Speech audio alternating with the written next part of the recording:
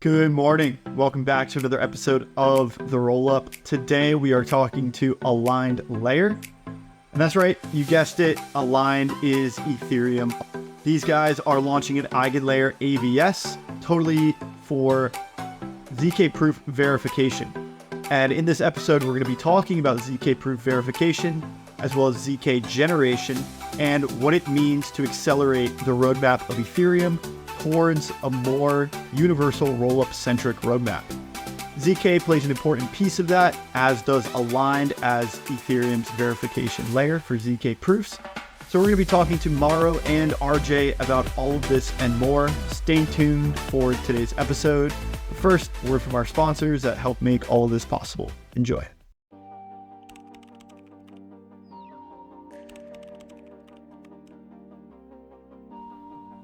Cartesi is your home for app-specific rollups. At the forefront of developing new tools and platforms that enhance the capabilities of blockchain technology, Cartesi enables applications that are flexible and built to scale. Build on a full Linux environment and use traditional software libraries, but in blockchain development. Go to cartesi.io, that's cartesi.io, to learn more about building your own app chain today. Welcome back to The Rollup. Today we have another good podcast with some leaders in the ZK realm. These guys' brains are bigger than mine, but I'm going to expand mine today, and we're going to do it, and we're going to have some fun. Today we're going to talk about the landscape of ZK, the rise of some ZKVMs, the presence of Aligned, some Eigenlayer stuff, and generally just get an update from some OGs in the space with regards to the progress of zero-knowledge technology. Rob has a math degree and philosophy, quite an interesting combination, so I know he's going to enjoy this one. Rob, good morning, and how you doing? I'm doing well, man. Good morning. I'm pretty stoked to get into ZK. It feels like ZK was like slowly, then suddenly, and now all at once. And so tons of ZK proofs being generated, verified. We're going to dig into what all of that means and what the landscape looks like today, and also where we've been and where we're going. So, pleasure to be here with a true OG in Mauro and RJ from Aligned. Guys, welcome to the rollup. Thank you, guys. Excited to be here, and thank you for taking us into account to explain what we're doing and some of the opinions we have around the space. It's a very exciting time. Bunch of stuff going on.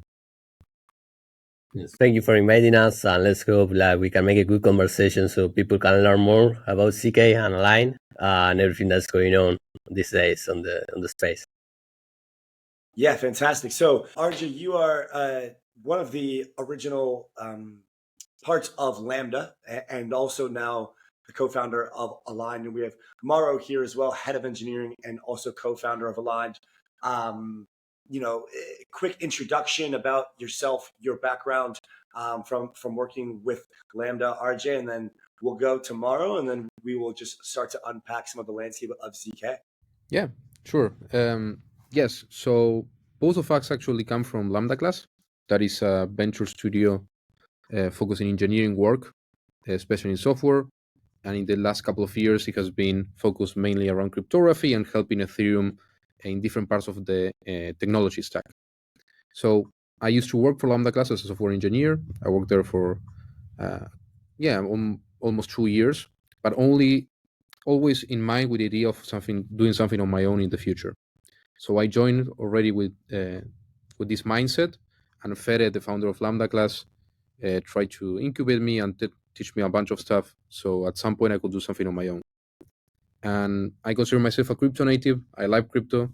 We're Argentinians, so for us, building in crypto is also very meaningful because we want to solve some problems we have and we know other people have as well. So I'm extremely passionate to try to solve some of the core issues I see. And we decided to build yet another company that is the company incubating Aligned with this mindset of solving different issues within the space. In particular, because we have a very strong background in zero-knowledge proofs, we saw a bunch of issues across the space, and we realized, okay, we know very sure what's going to be the next bottleneck in the future, and we want to start building towards that future so we can help any developer to build using verifiable computation in the future. So we are very engineer minded, but our goal is to make things simple and very fast and cheap. So we're building a line with the mindset of actually offering developers an infrastructure to access very cheap and fast verification. Awesome. Mauro, maybe you could pick up where RJ left off. Tell us a little bit about your background and your experience in ZK, and maybe RJ alluded to some of the problems that ZK has faced in recent years. And so, from a firsthand perspective, what are these problems, and how did you see them when you were working in ZK? Yes, so I have been working in cryptographic engineer at Lambda Class. Was working mostly with Lambda words, making provers. We built a star prover, long prover, different types of provers, and we have also building things on top of them. So we were actually using them. So there are things that change. For in one side, like proving systems improve a lot, so now they are becoming really, really fast, and we can do things that we weren't allowed to do before. But also sometimes, like the integrations with Ethereum is not there yet, so you get like this new proof system. It's like, okay, it's awesome, I can prove 1,000 hashes in 1 second. This is really fast, but then you want to actually integrate with Ethereum, and it is impossible. You cannot do it. So Align, in some sense, solves that. So now you can prove with whatever you want, use the most efficient solution you want, the one that is best for your product, and then integrate with Ethereum. That's kind of where we are now, and what we are providing as a service in Align, right? To be able to prove with whatever you want and use it in Ethereum. Awesome. So I think it would be super helpful for our community to have an understanding as to like where we are in the ZK landscape today. I think a lot of us have heard quite a bit about ZK as far as it being kind of the next big thing in crypto technology. And obviously we at the Roll have done a lot of conversations about modularity.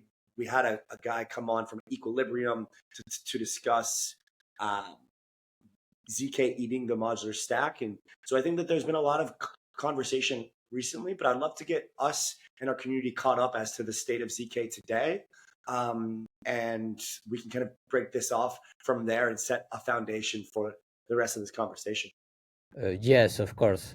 So what we are seeing now probably is like all these ZKVMs starting to win ground, like to become the thing every developer is going to use. I think 5 years ago, we had like these other alternatives that were more circuit-based, when you had to code your own circuit in a language that was kind of complicated for users. And then your solution only worked for one program, and it was kind of messy, it was hard to use. Then this idea of ZKVM started, like I think Star Wars were like one of the pioneers on this. They built their own ZKVM that was Cairo, and it worked really well for them. But at that point, people were still saying, okay, what should we use? ZKVMs or more this circuit specific solution?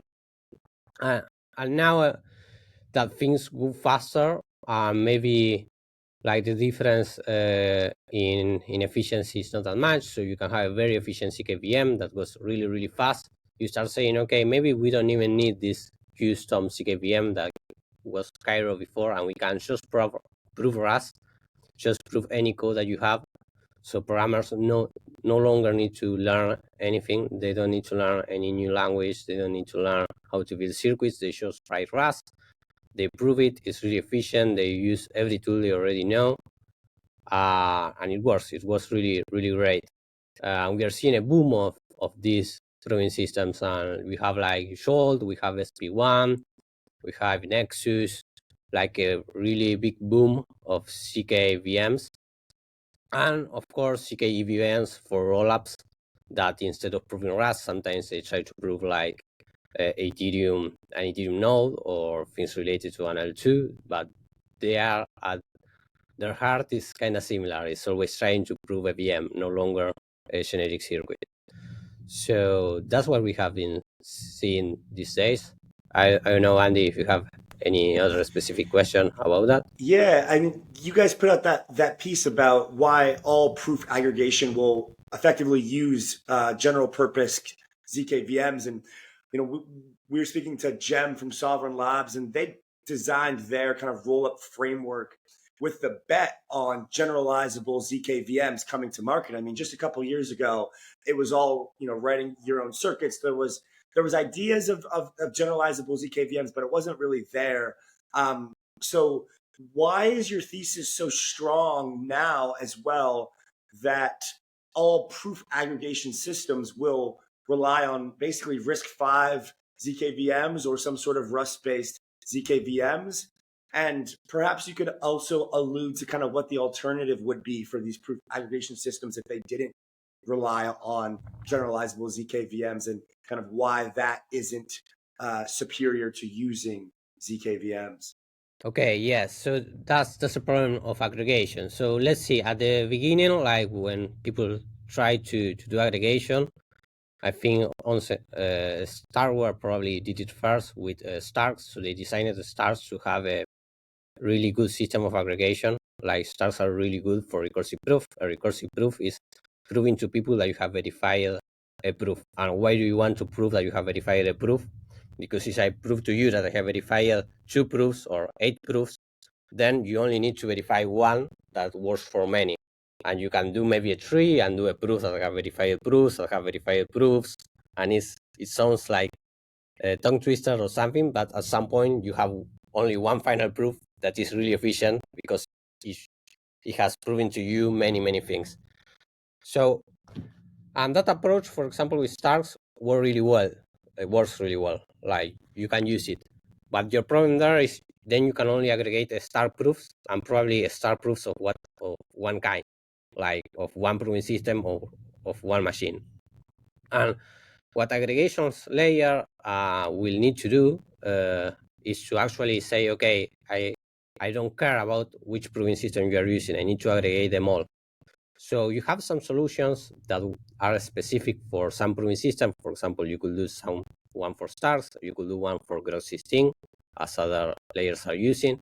You can do a kind of good solution for each proving system, but then you cannot merge them together. At some point, if you want to merge all the proofs of all the proving system, you need to find some common mechanism. So if you have a Rust prover, then this becomes really easy, because the only thing that you have to do is to run the native verifier and you generate a proof that you execute the native verifier. That allows you to kind of unify all the proving systems into one. So that's the thesis. Like there are too many proving systems. You can only merge by conventional means some of these proving systems, and with themselves, usually you cannot mix them. By using these new Rust provers, you are able to just merge any proof, make a recursive proof or an aggregation proof of whatever you want, and it works. It's really awesome. So to give like a perspective more from the business side, right? What Mauro mentioned is, okay, we have this thesis, we have this trend that ZKVMs are getting really good at verifying, proving Rust.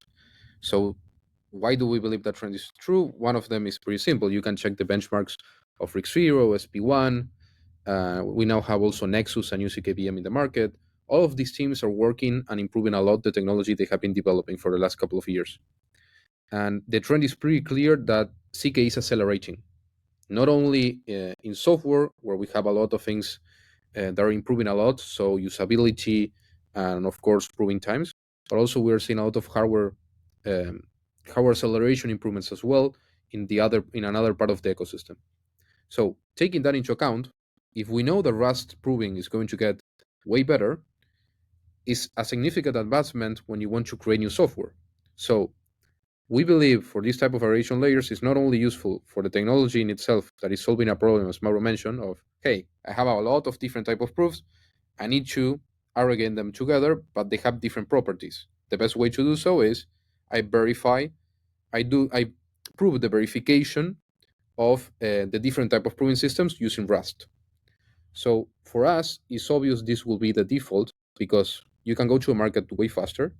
You can actually use developers that maybe they're not cryptography specific or they have a good math background, but they don't need to know about ZK in particular. That means the space is more scalable and you can start developing these solutions more similar to what you used to do with other type of software products in the past. So from a business perspective, this also makes sense because now more people or more teams will be able to start developing this type of stuff. And this is the best way to make this um, to actually create an aggregation service that is one interface for all proofs. So this is why we are extremely confident it's going to be the default solution because of technical reasons and because of business or organization reasons. It's easy, it's fast, and it's going to get better. Totally. That makes a lot of sense. I think you framed the problem well of aggregation, which is easy to understand in theory, especially once you understand the recursive nature of these proofs.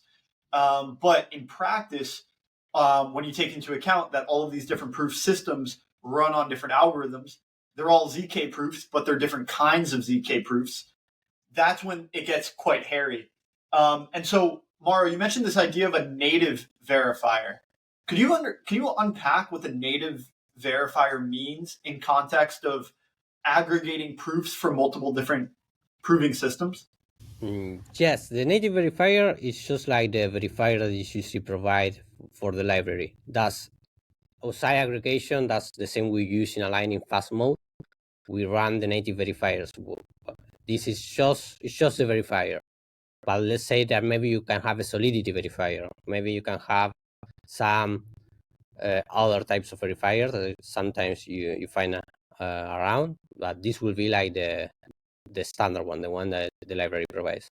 And how do you make sure that the verification of these proofs is compatible with proofs of all different types of proving systems? Because essentially this verifier is usually written in Rust or some programming language. It doesn't matter if it's not Rust. If it is Rust, it just makes the work easier. But if you have Rust, then you can run the verifier, like let's say in your machine. And now SP1 comes or any Rust prover comes and says, okay, you can prove any Rust code that you have. In particular, if you can prove any Rust code that you have, you can prove the code of the verifier. So you can just use the verifier of any ZK product and make a proof of it, and that's essentially a recursive proof. And there is no reason why you cannot do that with two verifiers of different types, or three, or as many as you want, as long as you have the native code and you can compile to RISC-V or some other architecture you can prove. It's okay. You can make a recursive proof, you can aggregate the proofs, and it just works. Awesome. So you guys were able to reduce this like really complex problem of trying to verify multiple different types of ZK proofs. You were able to reduce that all the way down to just verifying Rust proofs, because you realize that once you verify Rust proofs, you're able to verify all the other ones via Rust. Exactly. Yes. Awesome. And that was the key innovation of the ZKVMs, correct? Like that's the big aha moment for the ZKVMs. Of course, like this is only possible with fast ZKVMs. Like before, it was impossible. This didn't make any sense. Right. Like, and does that have to do with this hash-based proving system being superior to these elliptical curve proving systems, or is like from what I understand, like these ZKVMs employ more of a hash-based model, which is theoretically superior to this elliptical curve model? Or maybe I'm dumbing this down too much, but maybe you could shed some light on that. It's actually funny that it's not that they are theoretical superior, it's that in practice they tend to be faster. In fact, there was a huge discussion because in theory the other ones look faster, like the non-hash based, but in practice usually the hash based are faster. So yeah, most of the new ZKVMs are hash based, like they are either using Venus or Fry. Those are commitment schemes. We can talk about them later, but they use a lot of hashes internally. Schuld, I think, is the only one using lookup tables and KCG, that is elliptic curve based.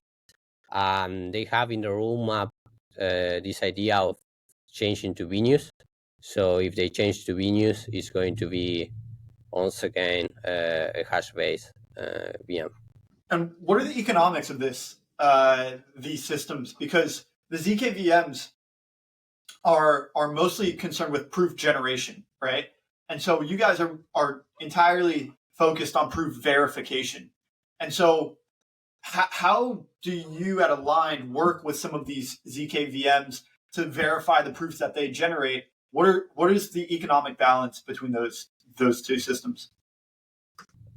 In Fastmode, what we do is just verifying their proofs. Our idea with Align is that you just run this prover, and for example, one thing that they have in common, they all make really big proofs. We managed to generate proofs of big program that weighed 1 gigabyte with SP1, and it was a real application, and it's 1 gigabyte. There is no way we are putting 1 gigabyte in Ethereum, right? And they usually have an alternative. I mean, it's not like they don't. They have a compression mode. They use recursive proofs to change to Grox16, and you can do that, but that's more expensive. Like, it takes bigger machines. Suddenly you need to prove smaller programs because you need to add all these extra steps, and it adds latency. Like, it takes time. I could have the proofs now, but I have to wait 10 more minutes, 1 hour more, maybe more than 1 hour, just to wait for the final compressed proof. And in Align, you just send the proof, like, just as it is. It doesn't matter if it is big. It doesn't matter if it is more expensive to verify. Because the problem is, in Ethereum, verifying even things that should be cheap is expensive. But for a computer, they're actually cheap. There are some balances that pairings are very cheap, but maybe hashes are not. But for a normal computer, the hash is cheap. It's not expensive. So Alliance leverage that, so you can actually verify whatever you want really cheaply. Well, then we have some mechanisms to actually get the results to Ethereum. I don't know if that answers the question. Feel free to ask me back. I think like unpacking the architecture and taking a quick step back is going to be helpful here. RJ, we talked at length about kind of why Align being focused on just verification would be almost an incomplete stack, where not focusing also on aggregation doesn't give you the whole experience that you can achieve with a system like this. So maybe we can just understand the architecture a bit deeper here, and why just having a verification side of things almost leads you to an incomplete stack for this broader aggregation and verification component there. Yeah. So I think it would be helpful if we give an intuition of the problem we're trying to solve. Like, understand why are we focusing in verification? Because aggregation itself is also focused on verification, right? It's just a technique. So we believe that the next bottleneck for actually the adoption of ZK is verification, because as well, what Mauro said before, actually verifying proofs in Ethereum is super costly. If you want to run, for example, a ZK rollup, you need millions of dollars per year. I don't think any developer has millions of dollars per year if they want to start a brand new startup, or they want to start playing around with different ideas. So we are 100% sure that after the ZKVMs and all of the ZK systems mature, the next big problem to solve is actually verification, so we can unlock more use cases and more people actually using these systems. So to solve this problem, you need to understand, okay, which are the options I have in order to offer cheap verification on top of Ethereum. There are two ways. One of them is the one Mauro described, and we talked before regarding a proof of aggregation. And the other one is, we have now some brand new tool to explore different designs, that is Eigenlayer, that allows us to create brand new infrastructure. So what we're building is a ZK verification layer that is decentralized from the beginning, and we run in multiple nodes the verifiers of all of the proof systems we want to support. And we receive the proofs sent by the developers, we verify them, and we can post the result on Ethereum. And we can do this with an incredible high throughput and offer prices that are extremely cheap. And actually this design, because we are thinking it from the beginning to solve this problem of verification, we can have a very scalable system, and it's designed for the future of ZK as well, because we can integrate any type of proof system that exists in the future. So we're offering both approaches because what we want to do is offer developers more options, so they are the ones who can decide which one is more suitable for their needs. So some developers will say, okay, I need something extremely cheap and fast. I will use what we call the fast mode. That is the AVS we're building in Eigenlayer. Or others can say, hey, I don't have a latency issue. I could have the proof settled in a longer time period. I'm okay with that, but I would rather have that with the full economic security of Ethereum. So our approach is, let's give the developers more options, kind of like what other people building in the modular stack are doing, and let them decide which one is better for their needs. And the good thing is, by building one product that offers the two of them, it's super easy for them to build new type of protocols that merge the two of them. Or in the future, if they want to switch, it should be very simple and they don't need to upgrade their smart contracts. They don't need to redesign everything completely. It's only one interface where they can sell all of their proof and they decide which one is better for them. And Mauro, for example, if you want, you can give a better understanding of the architecture in itself. But the problem we're trying to solve is offering cheap verification by offering the two methods. So the architecture is really simple. That's what allows us to kind of verify all the proofs that we want. Sometimes people ask me how many proofs we can verify. We can verify as many as we want. Right now we are doing like 200 and 500, 2,500 per second. Yeah. So that's numbers go up really high. Like that's batches of 100K proofs. So the real problem becomes that Ethereum can't handle that capacity.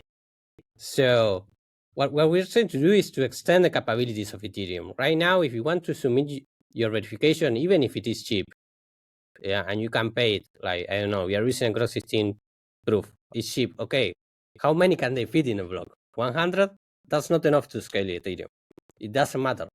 Like we want to put like 1-2 orders of magnitude more proofs in Ethereum per block. So that will allow you to build out this new kind of application. I don't know which kind of application people will build. With ZK, you are kind of extending Ethereum to do whatever you want. Like you are doing a lot of processing, and then you put a proof and you get the results. Do you want to run a machine learning algorithm, some AI program that runs for 1 hour and gives you a solution, and you want to act on that in Ethereum? You can do that. I don't know what's the future, but we are really sure that right now Ethereum doesn't have enough capacity. It needs to be improved. So how it works, as I said before, it's really simple. We are leveraging like restaking of Eigenlayer. So the idea is to let people who are already staking in Ethereum to use their same stake to stake in our services. And a validator set is going to sign all the verification. Is going to say, okay, I have verified these 100,000 proofs and they are all okay. And they all sign together. And when they reach a quorum, we send an aggregated signature to Ethereum. And then you have, okay, the result in Ethereum. Like this batch of all this proof is verified and is correct. And then to access that, the more common way will be like using a Merkle tree, proving that your proof is included in a Merkle tree and doing some extra checks.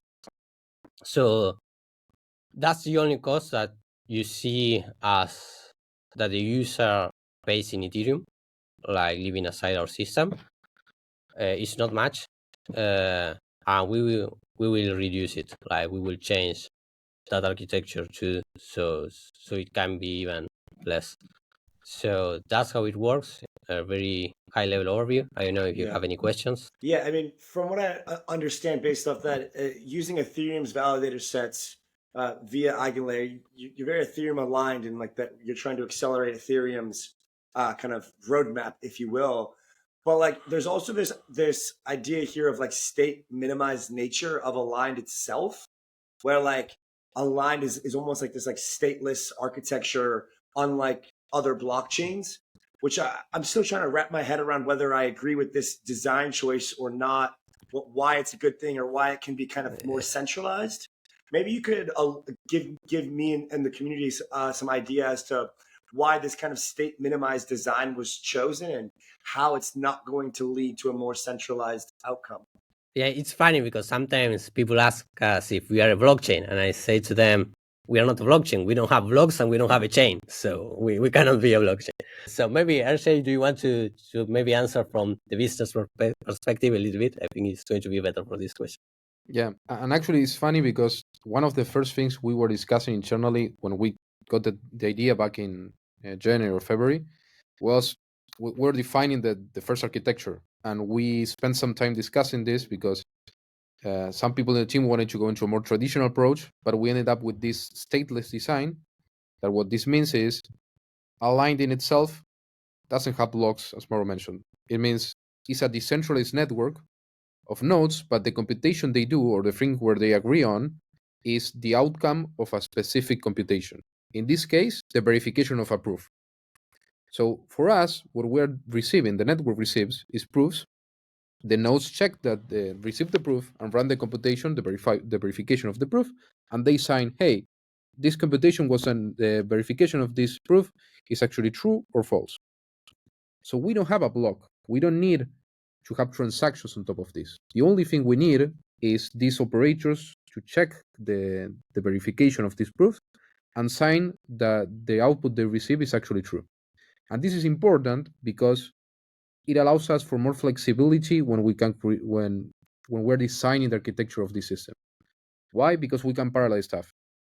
A stagnant proof is the same. We can verify it in parallel with a ZK sync proof if we have in the system. Why? Because they don't touch any state. The problem with blockchains when you want to parallel stuff is when you want to access the same memory, right? When you want to have transactions that actually touch the same state. In this case, we don't care. We just receive proofs, we verify them. We have no idea what they have inside of them, if they have transactions that have a conflict or not. So this stateless design is super important for us to allow us to actually scale to the numbers Mauro was mentioning. We can have these numbers because the whole architecture was designed with the only specific purpose of verifying. So we remove a lot of the things that we have in normal blockchains to focus in the main feature we're offering. Right. And again, I'm bullish on this idea and I'm just picking and prodding here. So just bear with me. But how does not having a chain not end up in just a very centralized, whichever operator has the most metal or tech gets to basically make the decision on whether these proofs are verified, true or not? Like, how does this not just coalesce into centralization? How do you breed decentralization? I don't know if it's token, if it's needing to do like a permission operator set at first and expand slowly, or like how do you kind of approach this from like the ethos perspective of crypto as a whole, and also to keep censorship resistance in your system? Yeah, we do keep all of these properties because we are actually decentralized.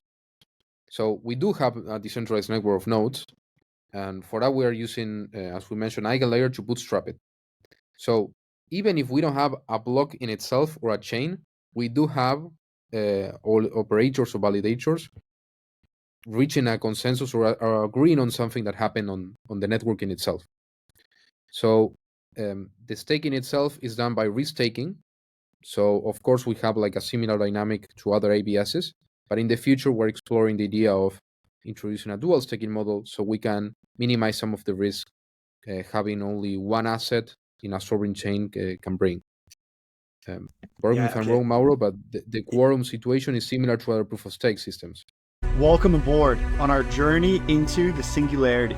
This is the endgame roadmap for Frax and Fraxtal, the new L2 out of the Frax ecosystem that is totally based on fractal scaling. Fraxtal is a modular L2 blockchain built by Frax with modular and fractal scaling in mind. Fractal scaling is based on the Mandelbrot set of fractal images, and it explains how L2s become L3s and the entire app chain lifecycle goes through its evolution. The Frax ecosystem is made of some of the top builders in the space and has stemmed from its OG days of the Frax stablecoin. It is now in the LST space, the LRT space, and this Fractal L2 joins the existing suite of Frax products, including Frax Swap and Frax Lend. You can see Frax Ferry, the bridge to go from any chain, Arbitrum, Optimism, or mainnet into the Fractal mainnet, bridge your tokens, and bring your Frax assets into the Fractal ecosystem. Join today to get the best out of Fractal. You are still early. Join today. Take part in our expedition into the singularity. Yes, we need for a batch to be considered correct with all the proofs verified. You need to reach a quorum. And that quorum is reached when enough a stake has voted that batch is correct. So it's really decentralized. It's the requirements of the machines are not so high. And I don't know, if one node goes faster, they can send a signature, but the blockchain won't advance. I mean, the blockchain, the system won't advance until it reaches a quorum. So it's just, it's not a problem. And since the tasks, they don't depend on each other, you can verify the batch number 10. Maybe another can be on batch number 8. It's not optimal because that will mean that the things could go faster probably. But that will happen and it's not a problem, because there is no correlation between each batch. Understood. I think I'm being a little silly as well, considering that using AVSs means that you get to basically inherit all of the decentralized nature of Ethereum stakers itself. However, I think the concern was more about what is built on top of that. But thank you for the clarification, Rob. Yeah, I mean, I have a different but related question related to the Eigenlayer stakers and node operators that you leverage by being an AVS on Eigenlayer. You guys are using the economic stake of Ethereum and the stakers and validators of Ethereum to verify these proofs. Like I heard earlier that, some of the nodes in the system are using Groth 16. Some of them verified Plonky. Some of them, you guys have nodes to verify each of these different ZK proof systems. No, Mauro's shaking his head. So maybe I misunderstood something earlier. Please jump in, because I think No, it's almost the same, but it's like a minor subtle difference. Then each node is verifying all kind of proofs. The batches are heterogeneous. We don't have batches of one type of proof. That's the other advantage. I don't need for everyone to be using SP1 or E0 or Shinark, NARC. They can use whatever they want. They all get grouped together. So the price is split between all the users, no matter the proving system. Got it. And then aligned generalizes this verification method so that it can verify all of these different proofs, no matter what kind of proving system they generated from. The operators need to be able to run the code of the verifier, so they should be added to the network. If you make your own proving system this night and you say I want it now to verify it in a line, I will tell you no, you cannot. But you can. We will design some upgrade mechanisms to define which verifiers are in the network, and if the operators have them available, they can run them and verify them, and it works. So when we're thinking about the economics of this system and how you guys are coordinating these proof verifications, Eigenlayer is committing Eigenlayer stakers are committing economic stake, and when you commit economic stake, you put it at risk of slashing, right? So could you just, as a helpful exercise, could you kind of walk through, what would cause some slashing of a validator, if they misbehave? What would be an example of a validator misbehaving in which they would get slashed in case of aligned AVS? Sure. So we have an advantage, I think, compared to other designs, is that what we do computational wise is simple. We do only one thing: run the verifiers of all these proving systems. So if someone misbehaves in the system, what they will be doing is saying, hey, I got a proof, for example, that is false, and the outcome I'm saying that I got after verification is true. that will be a slashable event that we have in our system. And it's easy for us to understand which are the risks or how we should design this scenario, because the only outcome we can have is true or false when we receive a proof. So what we are thinking, but this is the beginning of the design for the slashable offenses, is in case a validator decides to put that an outcome is true when the proof was false, you can trigger an on-chain computation where you can actually check on Ethereum that for that particular proof, a validator said that it was true, that it was false. You can prove objectively on Ethereum that that was not the case. So you can slash it pretty easily. That being said, slashing in AVS is still something new. We don't have that live in our testnet. And once Eigenlayer has that feature available, we will work on this. But there are some subtleties that we need to take into account into the future, because not every single proving system can be actually verified today on Ethereum. Some of the ones that Mauro described before that have big proofs is quite difficult. So we will need to analyze very carefully how we can administrate all of them. But the general intuition is someone misbehaves in the system, you can check and do the computation on Ethereum, and Ethereum will decide if he's wrong or right.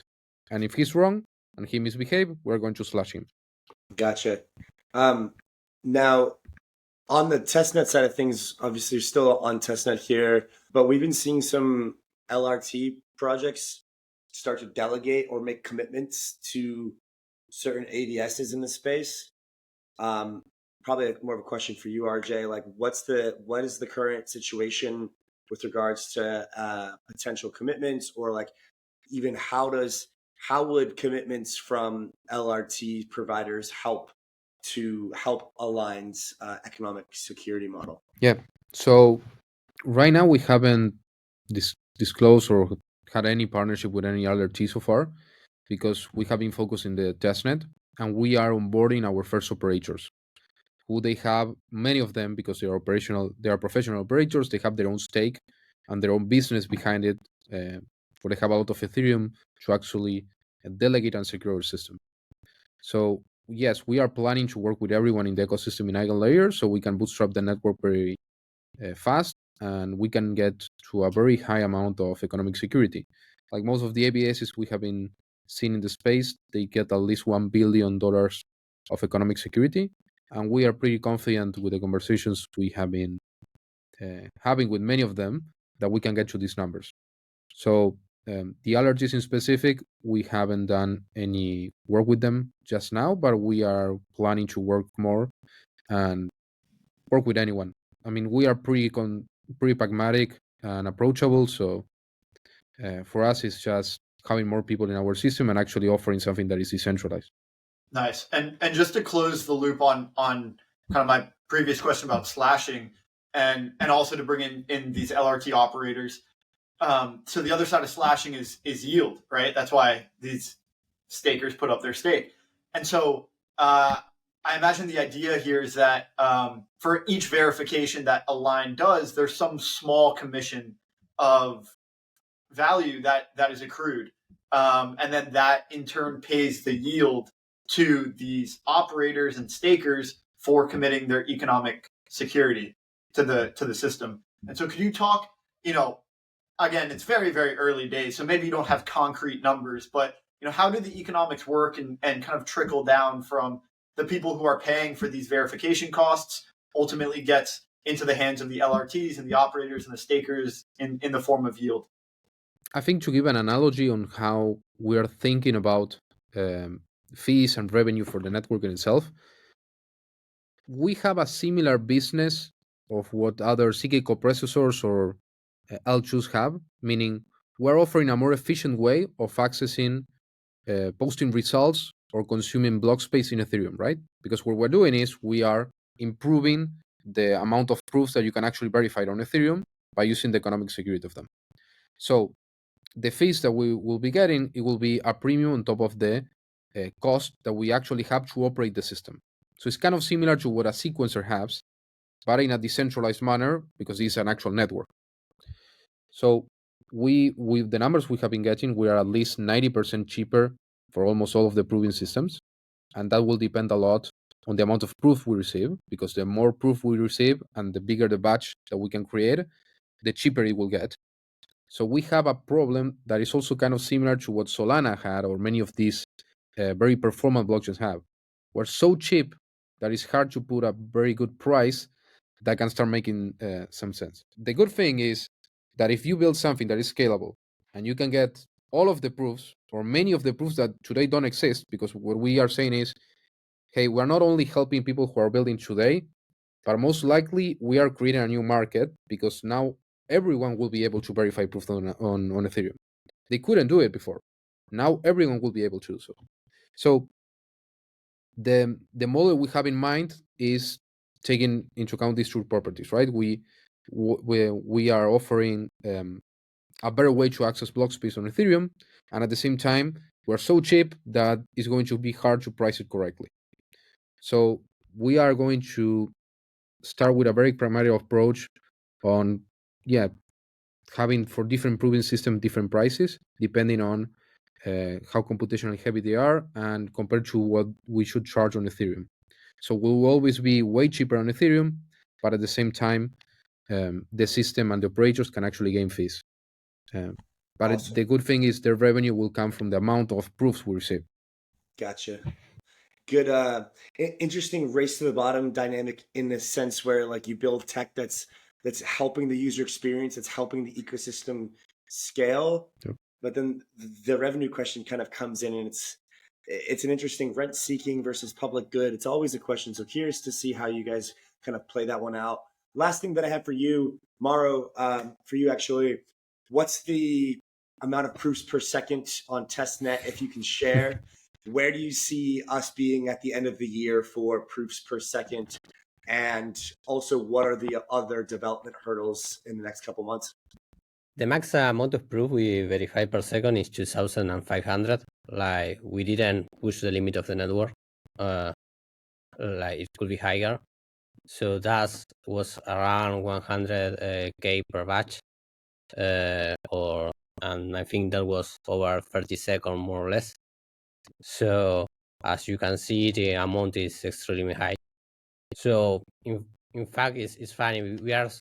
We are now solving a problem we created, because we verify so many proofs that even if, imagine that consuming a proof, using this proof, is just sending one transfer of Ethereum. How many transfers can you fit in a block? You cannot fit as much as we can fit proofs. Like, so even if everyone tries to use those proofs, then we will collapse Ethereum. So now this is in the roadmap. What we'll need to do is to do a lot of upgrades to actually reduce the cost of actually reading the proofs. We have some ideas. And that's probably the most important number, because even if we do more than 2,500, like, you wouldn't be able to actually use them. So yeah, I don't know if that's satisfactory.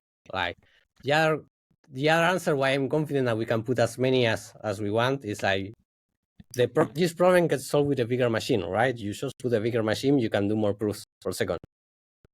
Let's say that we want to do even more. Okay, each node can be many machines.